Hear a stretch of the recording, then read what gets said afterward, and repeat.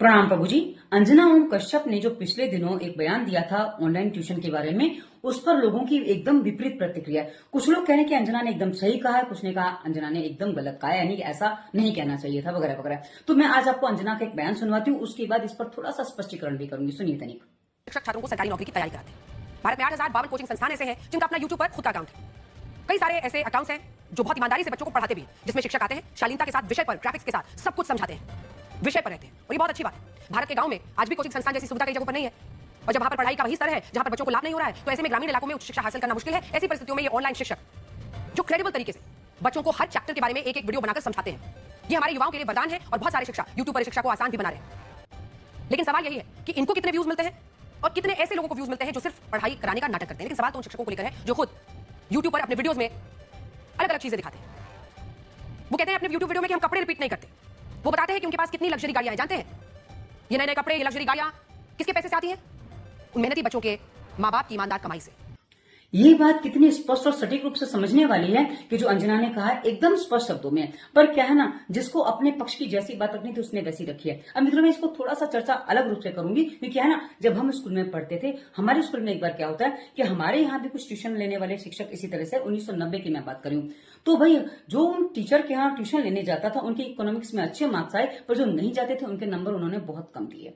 अब जब हमने रीचेकिंग का फॉर्म भरा, रीचेकिंग हुई, तो भाई किसी किसी के नंबर डबल से भी ज्यादा बढ़ गए थे और किसी किसी के नंबर बहुत कम हो गए, क्योंकि जो उनके पास ट्यूशन जाते थे उनके नंबर घट गए थे, क्योंकि उनको तो उन्होंने अलग तरीके से नंबर दिए थे। तो ये क्या होता है ना, जब आपके साथ कुछ गलत हो रहा है वहां आपको आवाज उठानी पड़ती है, ना कि उसके सामने नतमस्तक होकर उसके सिर झुका के उसके अंडर सरेंडर कर देना होता है। क्योंकि क्या है ना, हमें अपना समय बचाना है। हम कौन झंझट करे, कौन टीचर से वो करे, पंगा ले वगैरह वगैरह, ये सोचकर पेरेंट्स या बच्चे कई बार बोलते नहीं है, बस सरेंडर कर देते हैं और उसको अपने सर पर बिठा लेते हैं। मित्रों ऐसा कई बार हुआ है और हमने अपने स्कूल काल में भी देखा है। अब मैं जो वर्तमान समय में जो अंजना ने कहा ना कि हाँ ऐसे शिक्षक बहुत सारे हैं, और इसको आप यहीं से समझ लीजिए ना कि जो काम के वीडियोस होते हैं, जो सचमुच व्यू पाने लायक वीडियो होते हैं, जो आपकी लाइफ चेंजिंग वीडियो होते हैं, उस पर कितना व्यू होता है।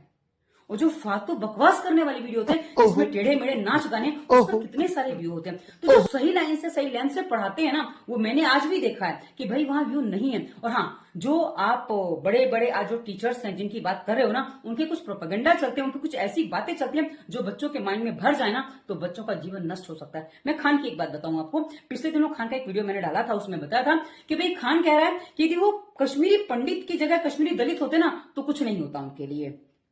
पर कश्मीरी पंडितों के लिए भी क्या हुआ, और वहां से जो भगाए गए तो कश्मीरी दलित नहीं थे, कश्मीरी पंडित नहीं थे, वो केवल हिंदू थे, वो हर कोई था। पर ये बात खान सर ने स्पष्ट नहीं की थी उस वीडियो में। वहीं दिव्य कीर्ति की यदि मैं बात करूं तो उनके एक वीडियो में आपने भी सुना होगा कि जहां वो कह रहे हैं कि भाई यदि उनकी जो मान्यता थी उस अनुसार योगी जी उत्तर प्रदेश के मुख्यमंत्री बनने योग्य नहीं है।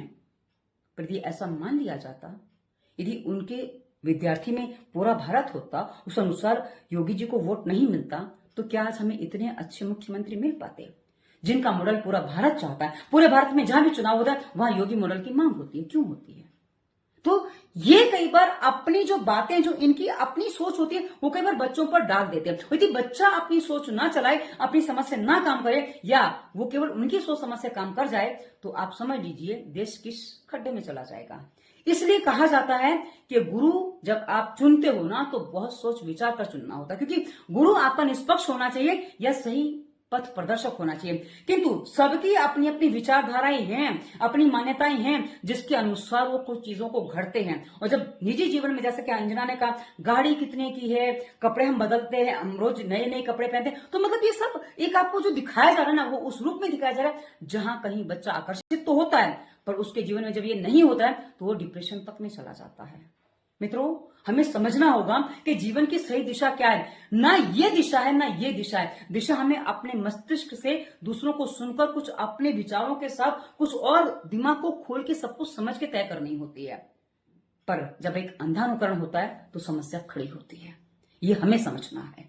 हम समझेंगे तो अपनी जीवन यात्रा को उस मार्ग पर ले जाएंगे जहां हम स्वस्थ यात्रा कर सकेंगे। हमारा जीवन एक स्वस्थ मार्ग पर चल सकता है, और ये हमारा वही मार्ग है। कुछ हम जागरें, कुछ आप जागिए, हमारी यात्रा है स्वास्थ्य यात्रा, राष्ट्र जागरण से स्वास्थ्य जागरण की।